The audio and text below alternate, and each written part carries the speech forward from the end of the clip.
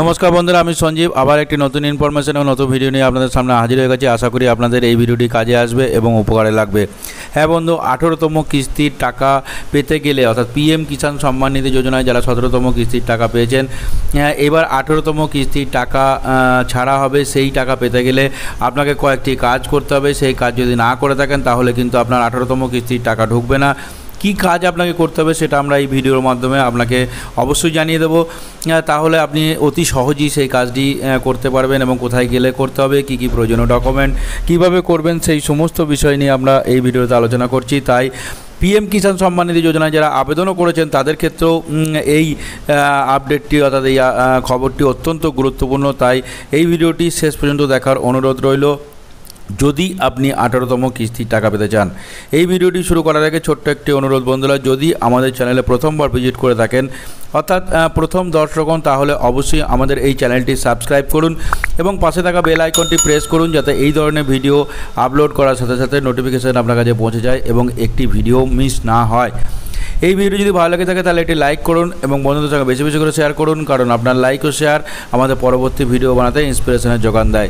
আসুন বন্ধুরা, তাহলে ভিডিওটি শুরু করা যাক।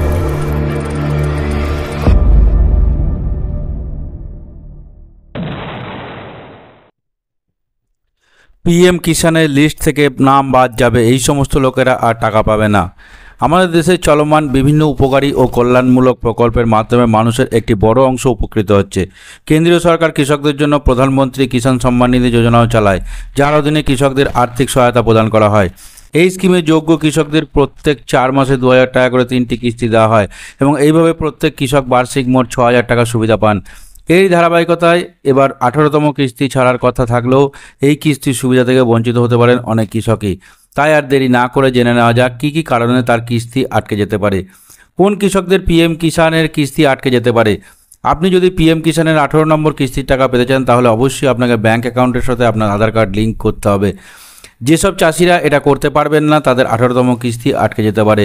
এমন পরিস্থিতিতে আপনিও যদি এই ভুল করেন তাহলে কিস্তির সুবিধা থেকে বঞ্চিত হতে পারেন। আপনি যদি প্রধানমন্ত্রী কিষাণ সম্মান নিধি যোজনার জন্য আবেদন করে থাকেন তাহলে নিশ্চিত করুন যে আপনার আবেদনপত্রে কোনো ভুল নেই। নাম, লিঙ্গ, আধার নম্বরের মতো জিনিসপত্র সঠিক হওয়া উচিত। এগুলো কোনোটি ভুল হলে কিস্তির সুবিধা থেকে বঞ্চিত হতে পারেন। এছাড়া ব্যাঙ্ক অ্যাকাউন্টের তথ্য ভুল হলে কিস্তি আটকে যেতে পারে। পিএম কিষাণ যোজনার অধীনে এই সমস্ত কৃষকদের জন্য কিস্তি আটকে যেতে পারে যারা নির্ধারিত সময়ের মধ্যে জমি যাচাইকরণ করেন না।